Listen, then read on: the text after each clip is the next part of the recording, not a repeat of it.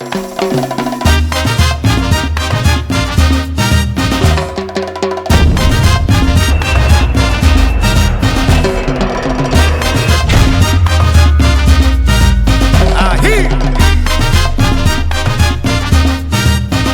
call me Cuba Pete.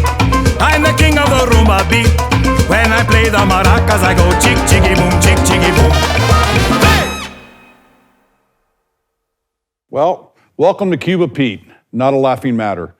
Today we have an incredible guest, Councilman Cedric Crear. I think we're related, Crear, because I think Somewhere along the way. Somewhere along the line. We're all related. We're all related. Yes, That's we true. are. That's no true. doubt.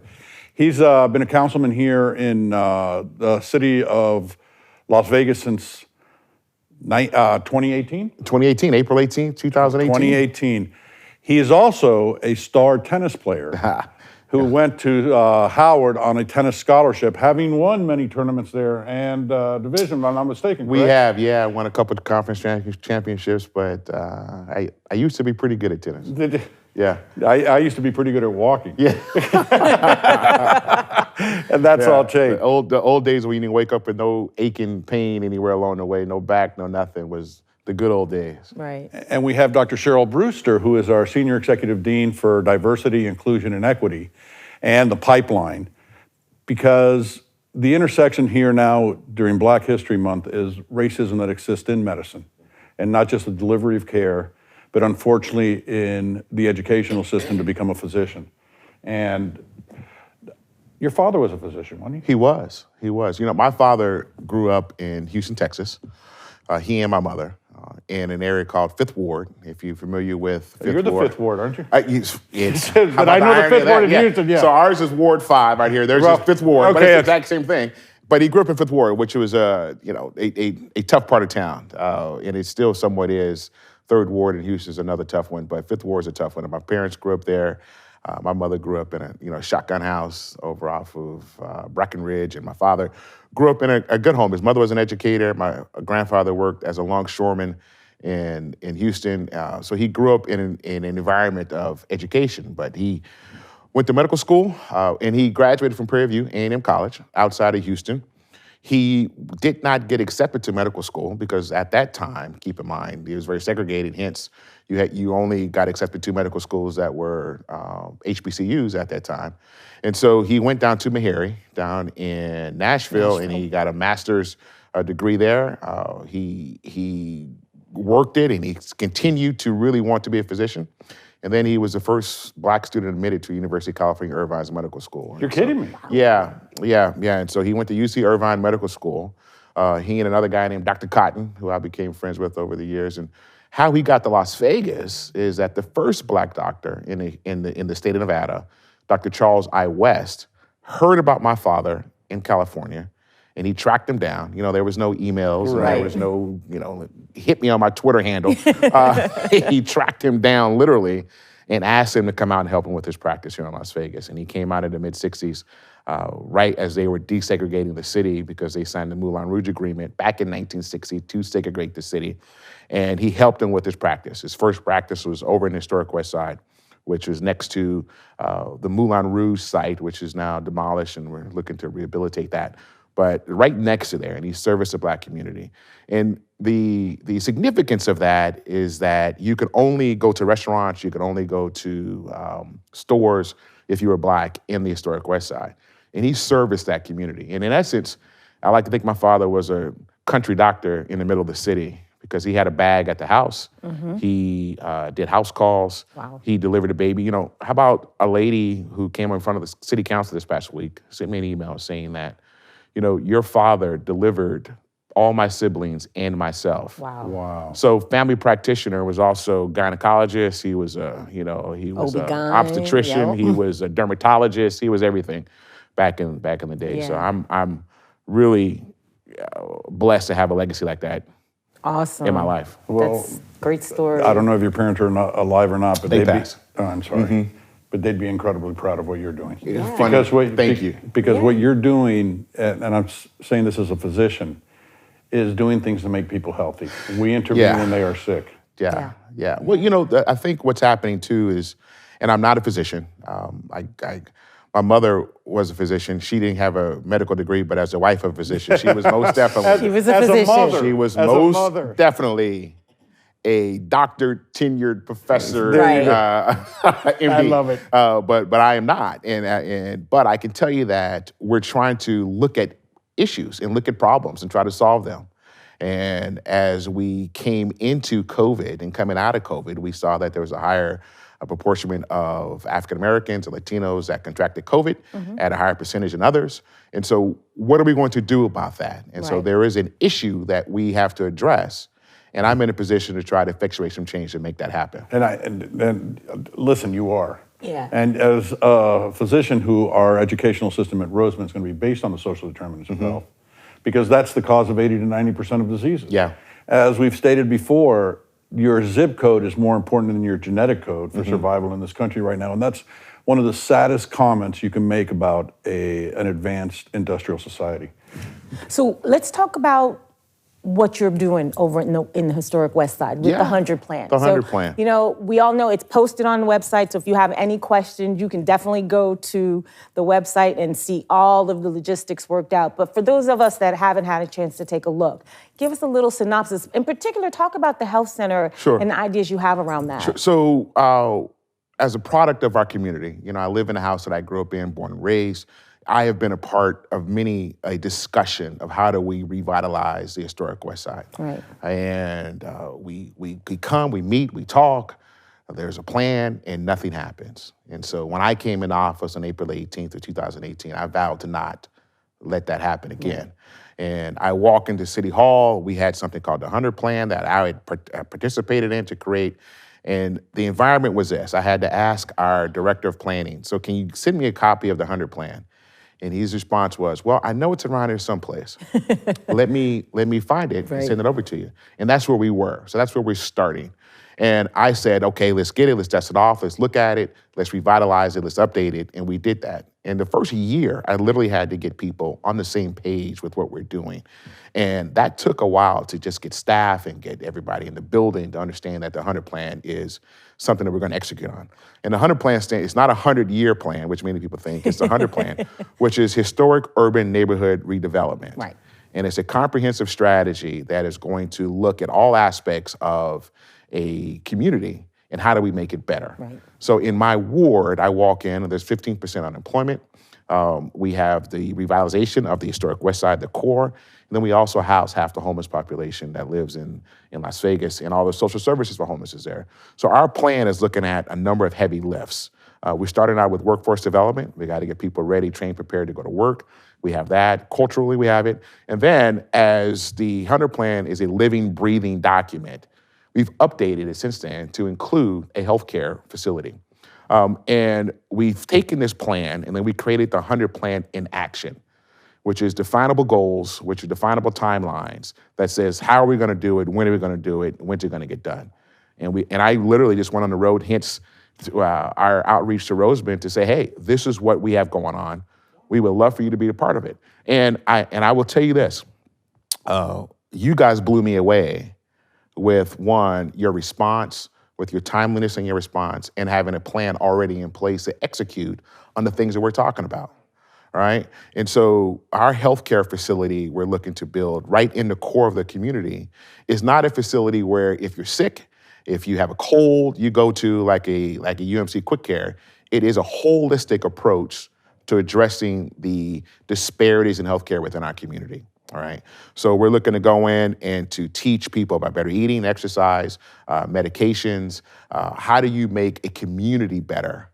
And all those things are going to look at the pre-existing conditions you may have: high blood pressure, hypertension, other disparities, all the disparities that we know about. Well, let me tell you our ulterior motive. We hope to get students from there. Well, you know what? I think that'd be fantastic. That is what we're looking for. That's one of the goals. We find that first-generation college students are driven, they are excellent, and in this country, we throw away talent by pricing them out of We do. We price it out, but you know, I have a degree in microbiology. I have a minor in chemistry. I was going to try to follow my father's. You want to go to med school? I was thinking about going to medical school. I was not even thinking about it. I was going to medical school. but I didn't want it bad enough. Right. Right? I mean, you really have to, it has to be ingraining. And I know people that I sat at Howard with in my zoology and micro classes and GChem and they PChem lived and classes. breathed all that stuff. You could feel it within them. Yeah. This is what they wanted to do, and this is what they did. I didn't have that. Yeah. And so I said, let me try another route. But I will say that there's so many students that have a passion for healthcare and for making things better. And that's one of the things we're trying to do, build those pathways for those students that might not otherwise even think that this is an option because they don't see people that look like them. As a university, when we go into a community, we go in perpetuity. We don't go grant-driven. This is part of our curriculum. And it becomes really, really important to do that because we're not going to be community engaged. We want to be community dependent. We want them to know that those in the community, you're going to be teaching our students. Right. And one of the things that we're developing too for the community and the community centers as well as the households that we're going to take care of is why can't they get a faculty appointment? Sure. Well, it's interesting you say that because for almost 12 years, I was a regent for the Nevada system of higher education, which oversaw trustee for all of our 8 higher education institutions, our 2 research institutions, UNLV and UNR.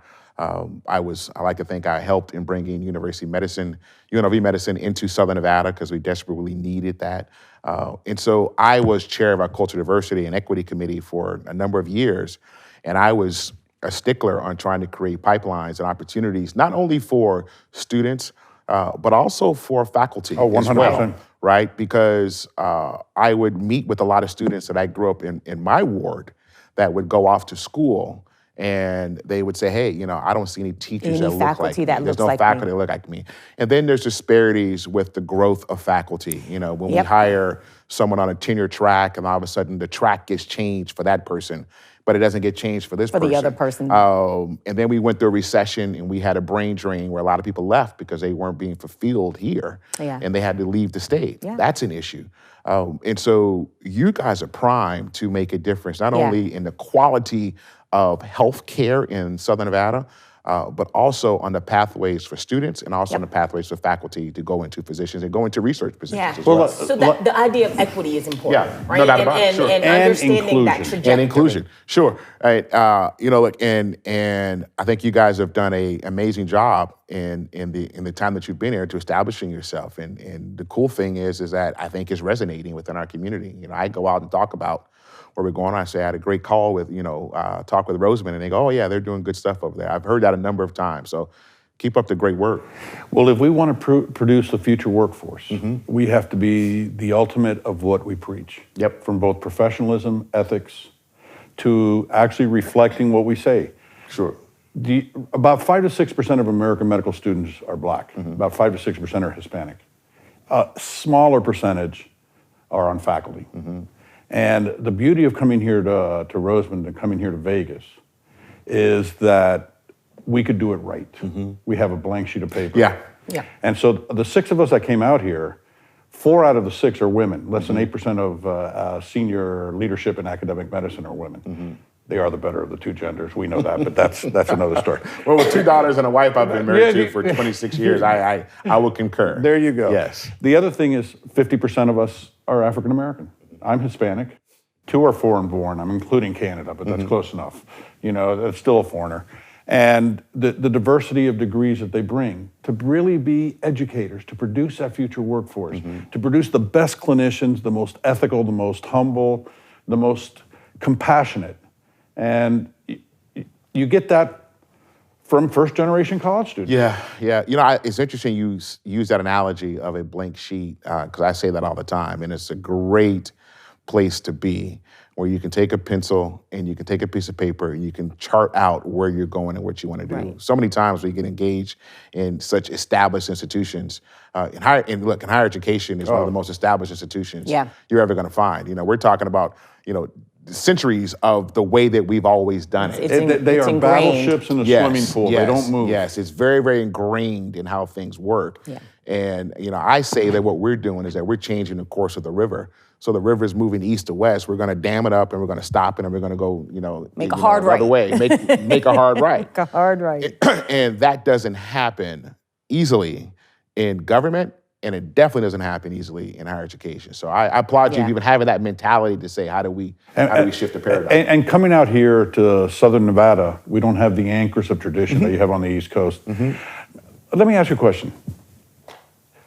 What can we do as educators in our curriculum that you would recommend to us to produce the type of physician we need for this area? I think a lot of it is outreach, and a lot of it is getting into the schools and getting into the students at an early age. You know, I had my kids used to go to Agassiz School, and we did a college trip. And when we were in third grade, fourth grade, and took kids on a college tour. And I was a chaperone on 2 trips to DC, and I also went to Atlanta. And so we took the kids and we went to, Morris Brown, went to Spelman, went to Clark, went to Morehouse and saw the schools.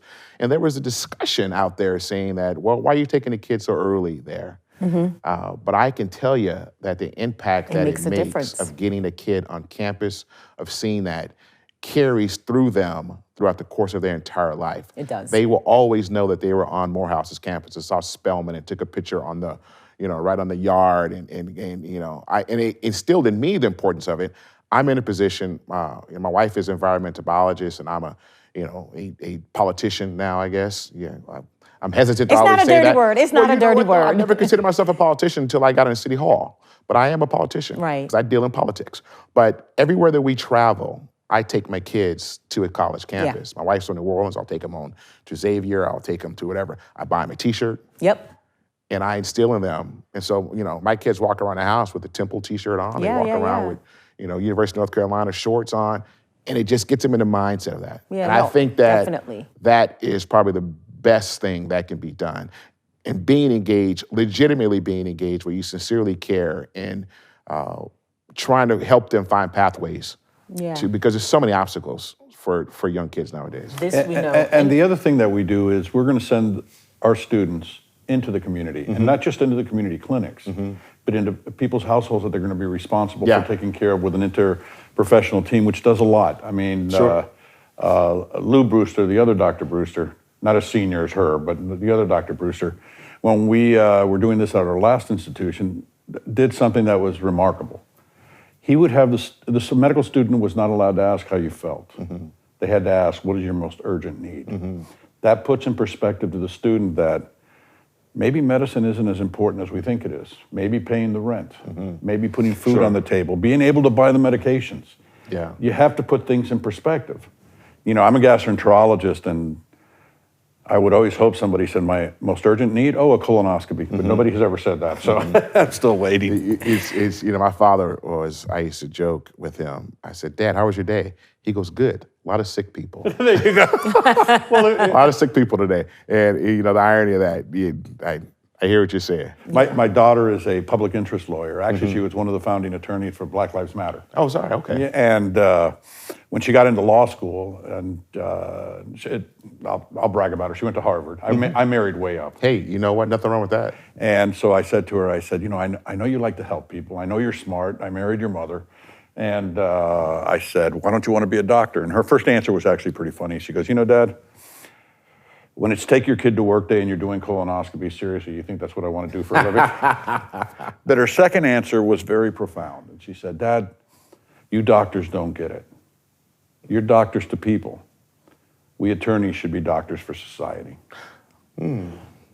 And that's the perspective we have to have our students see, that there's a whole society. It's just not an organ. It's just not a disease. It's not even just an individual. You have people surrounding you. Yeah, the medical profession is changed so much. Obviously, I'm preaching to the choir, but just from my little perspective, people say to me all the time, your father was my doctor. And I said, yeah, he was my doctor too. When I got sick, I'd come home and say, Dad, I'm not feeling good. He'd take care of me. And then when he passed, I had to go out and find a doctor. A doctor. Literally. And I knew I'd go to my father's friends, and and it's just though, how do you make people feel as though in today's medical profession that physicians and the industry cares about them, right? It's gotten to a point, I guess it's gotten to a point though where, you are a number on a chart. You schedule at 9:08, 916 and you just come in. Right. Instead of, We have to instill it from the day they walk into medical school. And it has to be done by example. We're preparing the future workforce. Medicine is going to change drastically in the next decade or more, both from technology to delivery systems and all these things. But we have such an embarrassing problem of disparities. A report came out from the government today that the life expectancy in America dropped by 1 year in 2020. Is that right? Yes. Is that right? Not only that, since 2017, the life expectancy has been dropping, the only industrialized nation to do that. We have to sit back and say, this is embarrassing. This is really wrong. And it's just not a matter of diagnosing and treating, it's prevention. It's giving people the opportunity for health, not intervention. Yeah, and that's what we want to try to accomplish, what we will accomplish with our health outreach facility that's going to go on the historic website, specifically that. And I think that people really need to feel as though that people care about them, and that going to the physician is not just going, really, like you said, just for your ailment. Right. I mean, they're going to sometimes talk it out, to work it out, to get themselves mentally right. Even simple things. A patient needs to be engaged from the second they walk in. Yeah. I'm going to expect all our clinicians from Roseman to go out in the waiting room and get their own patient. Is that right? Yes, because that's a simple courtesy to an individual. Yeah. And when I had my practice, not only would I do that, I would never introduce myself as Dr. Crear. I'd introduce myself as Joe Crear because I wasn't giving the other person a title. And what happens in modern society is the patient thinks we're so rushed, I got to get out of here. Yeah. But if you make them feel comfortable, they give you the story, and the story gives you the diagnosis, and the diagnosis then lets you, do what you need to do to make them feel better. Yeah, there's something to it though that has to get more personal when it comes to medicine. And, it's a different culture. It's a different culture. It's creating a different culture. I've called doctor's office and requested to speak with the doctor, and I've said, look, I'm sure the doctor's busy. I'm not saying I need to speak with him right this second, but I'd appreciate the doctor coming back. And they transfer me to the office manager. Office manager says, the doctor doesn't talk to patients. And I was like floored that you would even, at least it was honest. Yes. At least it was honest. Right. The doctor doesn't talk to patients. On the phone. On the phone. You come in, make an appointment, you can, Because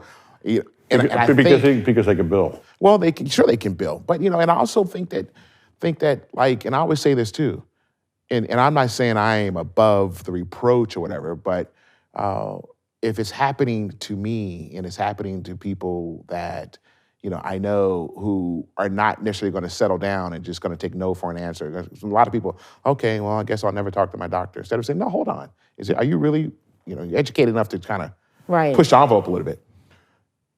It's happening along the way for so many other people. Yeah. And it goes back to our, the challenge of the full professorship. If it's happening to deans or happening to other high-profile people within the system, then you know what's going on with the person that doesn't have access to the resources. Yeah, doesn't have the resources to do it. Yeah. They're completely just out of the loop. They're ignored oftentimes, and we have to make sure we're addressing all of their needs at these multiple levels. And I think it kind of goes back to how we train our physicians and how we, as we used to say, bring them up. Yeah. Right? And we got to start earlier. We have to start introducing the concept of, any health profession and get that instilled in them at that early age. Yeah. It also comes into our admission criteria. We tend to admit students that in medicine that have not really mastered their social skills. Yeah. So we actually have to teach motivational interviewing. Getting students that can already communicate with somebody makes a big, big difference. It's also the traditional way that students got accepted were metrics and metrics alone, right? And metrics that had nothing to do with what kind of doctor you're going to be, by the way. And so now we're talking about what are the attributes that make a good doctor? How can we do what is called a holistic review on an applicant when did they have to work while they were were they supporting their family? What are the things that they had to do in order to be successful with this process? And so we're finding first-gen students, there's a level of resilience that they have. Like if they get a bad grade, they bounce back. Whereas the A student gets a bad grade, we got to put them on beta blockers, and they're all depressed, and they can't figure out what do I do with a B? Right. It's not an A. I don't know. Right. I've never seen this foreign thing in my life. So, you know, you're talking about getting a group of students that already know how to multitask, have that built-in resilience because they've had to fight their way to where they got, Sure. and they know how to communicate because they have to ask for things. They're not given those things, and so those are the students that we are seeking at our institution. And we've always thought from our last institution, and you know, and Joe can cite those stats, you know. 75% of our students at our last institution only got into our institution. Yeah. 55% were African American or Hispanic. It's only about 10% in the rest of the country. 1/3 were first generation college. Every single graduating class we had the highest step scores. That's like the boards of any school in the state of Florida. That's 8 universities, dating back to 1956 with the University of Miami. We kicked their butts with students that they wouldn't even interview. Wouldn't take them. And so that, and the other thing we want to tell the Las Vegans is, we want you guys to apply to medical school. Yeah. Because Just not yet. Just not yet. Just not yet. In a few years when we Give us a open. few years. Because you only have about 500 students a year from the state applying to medical school. Yeah. And then we, you know, the challenge that we're faced also with expanding graduate medical education, expanding Yes. GME within the state, so the physicians stay within so the state. they stay here. That's vitally important. That- we have to move that needle so when they get in, They stay. Well, you know, we stay. one of the things they could do is, you know, you have these systems here, large not-for-profit systems, renowned, Intermountain, things of that nature that are always recruiting for doctors. Yeah. Whereas if they could turn around and say primary doctors, why don't we give scholarships to these kids? And then they have to, like if the military pays for you, they go within the system, they train them, you know what, people Right. will stay. But we also find that first generation college students tend to want to come back home. Yeah. Well, that's good to know. I know that it was a challenge when I was on the Board of Regents. You know, we had one medical school, public medical school, University of Nevada School of Medicine, and they graduated 50, 55 students a year. And many of those were leaving the state to go do their residencies elsewhere. And look, if you're doing orthopedics and you're going to Johns Hopkins, and look, you're going to Johns Hopkins, Right? But if you're going to Arizona to go do something else, then that's a different story. Yeah. And so that's a challenge. In 2006, there was a great study. I'm not sure if you guys have taken a look at it, and I'll send it to you. It was the Governor Gwynn at the time put out a call because we were at DEFCON 10 in terms of healthcare in the state. And he convened a commission headed up by Don Snyder, who was a banker who ran the Fremont Street Experience. And they created this report they submitted to the legislature. And the report talked about that we were at 48th, 49th number of physicians per 100,000 population, nurses 48th, 49th, mortality rate was much higher. GME was needed. And our licensure rate for physicians for the state of Nevada was much greater than it was, I guess, in other states. And so we were at DEFCON 10. And the process to get the process was much greater than it was in other parts of the state. So it was hindering. Oh, and also our insurance rates were a lot higher for malpractice services, greatly higher. And so all those factors of why we can't keep physicians and why we're at the bottom. And I would beg to say if we've moved that needle from 2006 to where we are now on those key metrics. So right now we are still 47th with healthcare professionals. Right. And so we see this as an opportunity, right? To move that needle, right? By getting those students that would not normally attend medical school, including right? Moving that needle is very vital. Dealing with a pipeline. Now, this was started a little bit before we got here at Roseman, but bringing them in the third year, after their third year in college, regardless of your undergraduate studies, that they would get a master's degree with us in science, biomedical sciences, but they would also get an undergraduate degree from the institution, CNN. Nevada State College. Or any one of these. And that does a couple things. We know from Cheryl that if you can maintain a 2.8 average or above, and you go to a graduate school, you'll do very well in medical school. We'll get you there. You know, the whole idea is we keep looking at GME and using that as a single criteria for having physicians stay here. But first generation college does something else. It not only produces a physician, it produces an individual that can now create wealth for their family. Right. Whether the wealth is owning a house or paying for your kids' college, whatever it is, that becomes really important. And they become that member of that family that can open the doors for others. My father's the first one to finish high school in our family. And his granddaughter went to Harvard. Not me. Right. Okay? You did okay. I did all right. And it's that education and those opportunities, like what your father did. Yeah.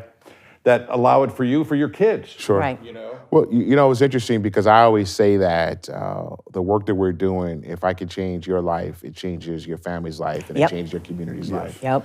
And so you're spot on that. And I do agree with you that people will come and want to stay and you know, raise up their families. And this is where they grew up, and this is they want to come. And you know, their families are so proud of them. you know, yes, no doubt about it. No doubt about it. Well, I want to thank you, Councilman Crear. Man, that was time great. flies when you're having fun. It Time does, flies it when you're does. having fun. I know this was a great conversation. I think we have a lot of work to do out there, especially with creating these pathways for students in your area of Ward 5. I was about to say the 5th Ward again. Fifth Ward, It's in my head. It's in my head. Sorry about that. So, you know, we have a lot of work ahead of us. And, you know, we, you know, are committed to working with you in your office and doing the things that need to get done to really uplift a community. Well, I really appreciate that. And our team, starting with Dr. Brewster, the other Dr. Brewster, Dr. Gillis, Dr. Faircloth, Dr. Esposito. By the way, she's German. Is that right? Yeah, you have the only school where you got a Cuban named Greer and a German named Esposito. Esposito. But we all came out here sight unseen. Yeah. Is that right? Okay. And we saw, I have had family here, so I knew Vegas, and everybody had been to Vegas. But we saw an opportunity here. We are very mission driven, and we're driven by social justice. As a matter of fact, in the medical school, we have a wall of social justice. And my favorite poster there is one that says, nah, Rosa Parks, 1955. Sure. Right. You know, and that to me, you know, there's so much that we need to change in our society. And if we're going to be physicians, we have to be part of that change. Yeah, I agree. You know? Well, you know, it's a very highly esteemed profession as well, and people look up to physicians in our community. And we have to find a way where physicians are not on a pedestal, but we should not be on a pedestal. We should be part of the team. Yeah. That's why the idea of saying, what is your most urgent need, not how do you feel, really teaches humility to the students. Yep. All right, I think we're out of time. With that, Councilman, I'd like to say thank you very much. Thank you. You don't know the honor it has been for us to get to know you. No, it's been a pleasure. You guys are fantastic. And you want to shout out your... Oh, my Alpha, 1906. You guys, this is Cuba Pete. No laughing matter, but no matter how serious the situation is or the topics that we discuss, we have to have a smile and maybe laugh a little bit sometimes, because that helps others. Thank you very much. From Studio A in Las Vegas, I'm signing out.